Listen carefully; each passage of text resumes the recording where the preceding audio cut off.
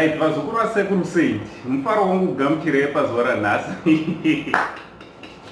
Right, kana musati subscribe to this channel, I kindly ask you muzukuru kuti hapana chekumirira. Subscribe to this channel and it also turn on your notification bell so that whenever I upload a video, you will be notified. Thank you very much vazukuru vangu vanohanzvadzi dzangu nemazi support amunoramba muchingondipa pano pachannel penyu anditi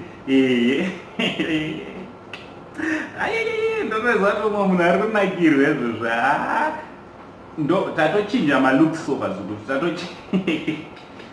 right betapinda munyaya dzedu dzatinadzo pazuva ranhasi anditi tingoti gaga right nikutenderera mastreets esocial media mandinoswera ndiri imo makati aiwa angu chiswera muchitondero zviri kufamba sei anditi dhuma nacomic pastor anditi now comic pastor anditi vanewo zvinyowani zvavakakuitirai anditi ndoda kuti ndiite ndichiverenga macomments andasangana nawo anditi so comic pastor vanewo zvinyowani zvavasangana nazvo. Zvinyowani zvachona ndezvokuti izvi zviri apa picture vakaenda kunogadzirwa mazino. Handimozva mazino acomic pastor anikakubhenda zviya zvekunana kana achikura achiyamwa achiyamwa zvigumwe.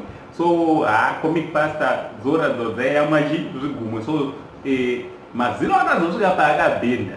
So comic pastor vaenda kunogadzirwa mazino kuti ange ari anoita straight. Zvikanzi aiwaka ini ndinoda kutendawo vaanga achitendawo madentist kuri kumugadzira mazino, but it seems kuti it didn't go well nemafans and mafans acomic pastor they are not happy because varoti mazino iwawa ndopane comedy rachona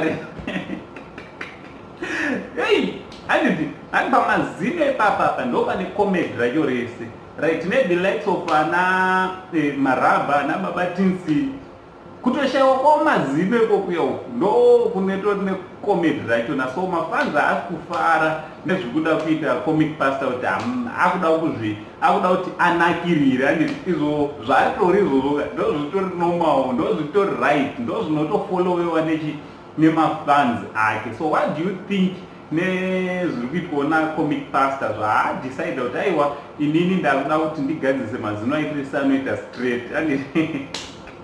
anditi vamwewo havasi kufara, vamwewo vashoma ndo vari kuti zviri right anditi.